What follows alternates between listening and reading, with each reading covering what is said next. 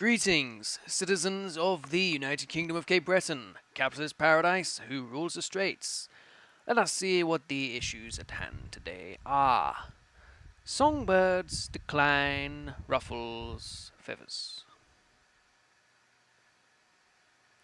Biologists and birding enthusiasts alike are squawking over the recent yearly declines in numbers of many migratory songbird species, particularly the Cape Bretonian bregull. After some study, the unifying factor in the species experiencing decline is that their migratory paths take them over Tasmania. Coincidentally, Tasmania is known to consider migratory songbirds as a delicacy. Your cabinet has convened to discuss the matter. So, look at the map right now. Look where Cape Breton is, and look where fucking Tasmania is. What on earth would make these birds fly from fucking Cape Breton to Tasmania, or even over Tasmania? Are they going to the Antarctic? What are these fucking birds doing? I thought birds are. Oh my goodness. Aren't they meant to go like east to west, west to east to follow the seasons or some shit? North to south, we're just going from pole to pole. What's the point? These fucking birds. Crazy chickens. Well, let's see. These Tasmanians must be taught a lesson, screeches Django Gonzalez, your hawkish Minister of Defence, who has never found a war he didn't like. If Tasmania's utter contempt for environmental stewardship and our nation's well-known love of bats. He pauses as an aide taps him on the shoulder and whispers in his ear. He continues, and our nation's well-known love of songbirds doesn't convince you? What will? Perhaps military jets escorting the precious butterflies through Tasmania might work. If someone tries so much as lay a hand on one of these flying fish, then we'll bomb 'em back to the Stone Age. Okay, so this man here is suggesting that we escort the birds' migration with military aircraft. That's a pretty good idea. I won't argue against that. I'd like to suggest another approach, Cues Rick Morris, your more dovish environment minister. Clearly, we value songbirds alive and uneaten, and Tasmania does not. We just need to make Tasmania value songbirds as much as we do. What if we estimated the relevant migratory songbird population each year and paid Tasmania a small amount of shekels for each migratory bird that makes it here? Peaceful and fair. No. Why should I pay another nation not to shoot our national birds? Fuck them, they should show respect. We can make them respect us with our bloody military. How about none of that?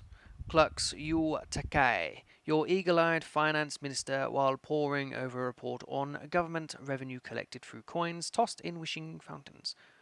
We can't keep frivolously throwing our citizens' hard-earned tax shekels at every little problem. They're just some dumb birds. Let's just leave the government out of things for once. In fact, with less songbirds, surely we can cut back our budget for parks a bit. Nah, he's a shackle grubber, this guy. He's got the wrong name. Should be Yui Gold Shekel Grubber or some nonsense.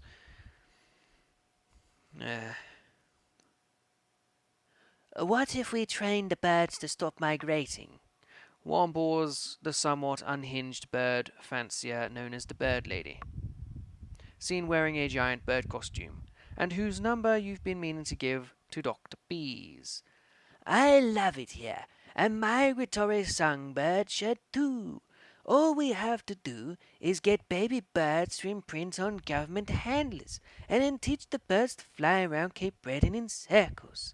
Then we'll be able to keep them for ourselves, protect them, and give the birds the love they need all year round. It'll be a lark. Nah, this person's a bit too much into birds. I like the idea of bombing these fuckers. Military pilots spend more time scraping feathers off their engines than flying the aircraft. Oh, well. Engine room of economy taking over nicely. Whoa, the fish are worth it. Support the fishing industry. How about that? Develop a Thriving tourism industry. I like these. Um, this image I think is based off of the Great Storm, the Greatest Storm, Perfect Storm, Perfect Storm. Yes, the Perfect Storm is one of my favorite movies ever. I hate George Clooney. He's a dick, but fucking hell, that movie is amazing. It is one of my favorite movies ever. It was my father's favorite movie of his whole life. He named his boat after the movie. That was his favorite movie, and for me, it's one of my favorite movies. If I listed 5 movies, The Perfect Storm would be one of the first on that list. It would definitely be on the list, along with what else do I fucking love?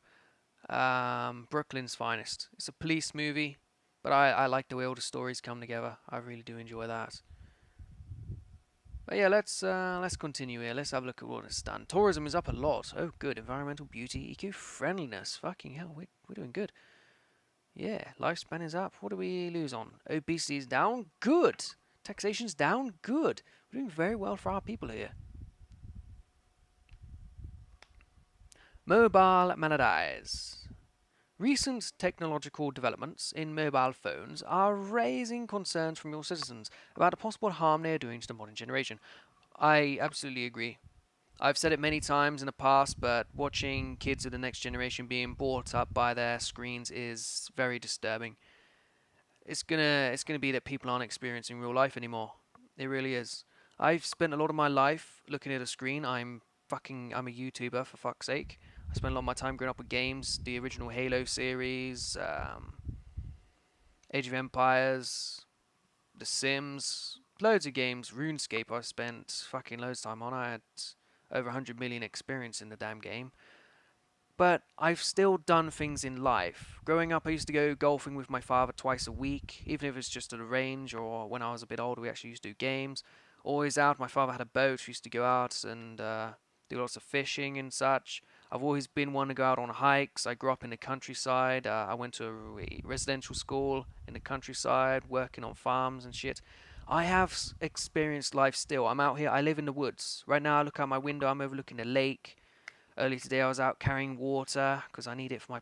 I don't have a well. I have to manually collect water. I do. I do feel that a lot of the youngsters growing up in cities, their whole lives are starting to revolve around games, like what my parents thought was happening to me. That is becoming a reality, where people are being consumed and they're not living a natural life, and they're gonna have a lot of health issues later in life with their bodies not working properly, anorexia or obesity, one of the two, but full on health isn't really too great. There needs to be a balance. But let's have a look at the issues today. Everyone is just staring at their phone screens these days. Messages anti-mobile lobbyist Waldo Sandler via the What's On chat service. Between social media, augmented reality games, and personal assistant software, people now spend more time looking at and talking to their phones than they do interacting with real people. Let's not forget the dangers of these distracting devices either. Inattentive driving, pedestrian collisions, eye strain, repetitive strain injuries. They cause more death than exploding kabuts, the ironing board, and Godzilla put together. I say we create just 1 hour every lunchtime where everybody is obliged to keep their phones off. Let's rediscover the art of conversation. Now, as I believe it should be commonplace in people's lives to just set aside everything and conversate, especially at dinner. You should be having dinner with your family. If you have a family, you live with family, or if you live with people, the people you live with your family, you should be everyone, no screens, no devices. You should all be around the table eating dinner together and conversing about each other's day. But you can't enforce it by law as a government. Really, you can't, because then you become the very thing you sworn to destroy, which is controlling nonsense like fascists or communists. It's too much. This is utter nonsense. Mobile games are nothing other than beneficial to society. I'll have you know that not one of our privately funded studies has found the slightest bit of evidence to the contrary. Of course, they were privately funded studies. Argues Boddy Anderson, CEO of Amber Phones. gesturing towards a wiggly line on a clipboard as he nonchalantly slips a wad of shekels into your pocket.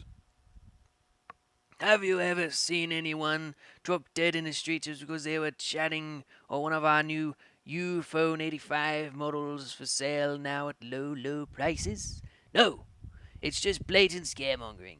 I implore the government to dismiss these crackpots' complaints. Well, he's just. A lot of these big tech business people, or the pharmaceutical people, they will knowingly destroy your health for profits. So we're going to ignore this guy here. I don't believe they're harmful either, Says Gwynning Garza, a teacher. but it's obvious to everyone what a detrimental effect it has on our children. Everywhere I look, I'm seeing children as young as 4 tapping away at the blasted things. Do you know how many lessons I've had interrupted by the crazy illegal Bora Crosser ringtone? Or by little Timmy saying there's collectible Pikachu under my desk? Do you know how many of my pupils think great is spelled with numbers? Too many! Only adults should be allowed to own and use mobile phones. Now, technology could be a adult only thing. The issue is, in today's society, if you want to give freedom to your children, you need to be able to contact them. That's the reason I got a phone when I was younger. It's because you're going out with your buddies down the park, play football, whatever you're doing. You need to be able to contact each other. If you say have an injury out doing sport, you need to be picked up by your parents. You need to be able to ring them. If your parents have emergency plans and need you to get home, they need to contact you.